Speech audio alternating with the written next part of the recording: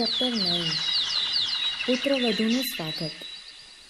પુત્રવધૂનું સ્વાગત એ ગીતના રચયિતા મકરંદ દવે છે, જેમનો જન્મ 13 નવેમ્બર 1922 રાજકોટ જિલ્લાના ગોંડલ ગામમાં થયો હતો અને તેમનું અવસાન 31 જાન્યુઆરી 2005 થયું.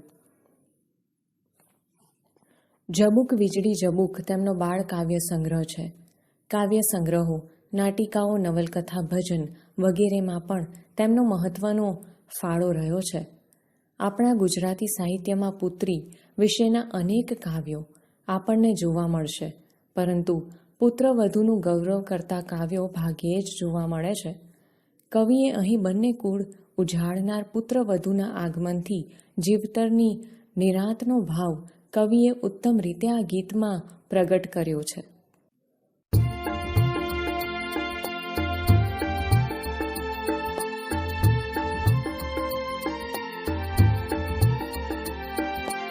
આજ લક્ષ્મી આવ્યા મારે આંગણે રે, લાવ્યા 100 કમાલની સુગંધ, ઓછવ મારે આંગણે રે.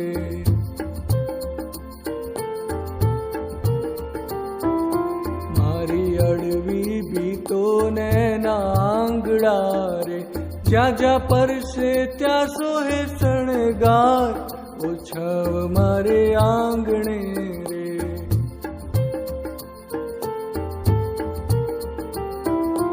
એને વેણ લેવા લપનીત રે રે, એને ટોડલીએ ટહુકાર, ઓછવ મારે આંગણે રે.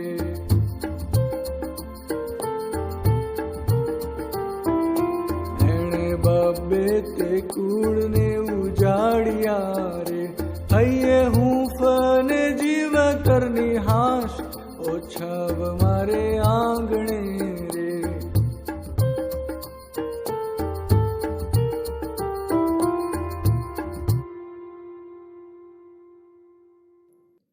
સમજૂતી.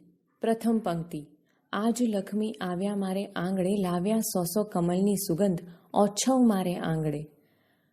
આ પંક્તિમાં કવિ કહે છે કે આજે મારા આંગણામાં લક્ષ્મી પધાર્યા છે ને તે પોતાની સાથે 100 કમળની સુગંધો લાવ્યા છે, તો એથી મારે આંગણે ઉત્સવ આવ્યો. બીજી પંક્તિ. મારી અડવી ભીંતોને એના આંગળા, જ્યાં જ્યાં પડશે ત્યાં સોહે શણગાર, ઓછવ મારે આંગણે. આ પંક્તિમાં કવિ કહે છે કે આજ સુધીની મારી સોની દિવાલોને જ્યાં જ્યાં એ ગૃહલક્ષ્મી આંગણાનો સ્પર્શ કરશે ત્યાં ત્યાં એ દિવાલ જાણે શણગારથી શોભી ઉઠશે, તો આજે તો મારે આંગણે ઉત્સવ આવ્યો છે. ત્રીજી પંક્તિ. એને વેલણે વાહલપ નિત્રે, એને ટોડલીએ ટહુકાર, ઓછવ મારે આંગણે. આ પંક્તિમાં કવિ કહે છે કે એના વેણમાં એટલે કે શબ્દોમાં વહાલ વરસે છે, એના ઘરના ટોડલે ટહુકાર થાય છે.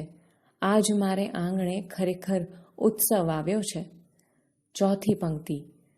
એ તો ઘરનું છત્તર, ઘરની છાંયડી, ઘરની અગાસીનું ખુલ્લું આકાશ, ઓછવ મારે આંગણે.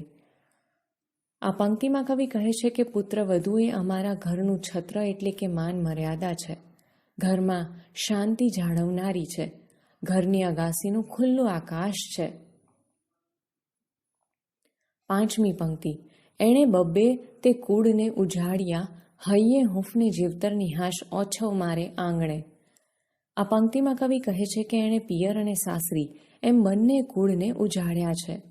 એના હૈયામાં હેત છે, પ્રેમ છે અને જીવનમાં સંતોષ અને શાંતિ છે.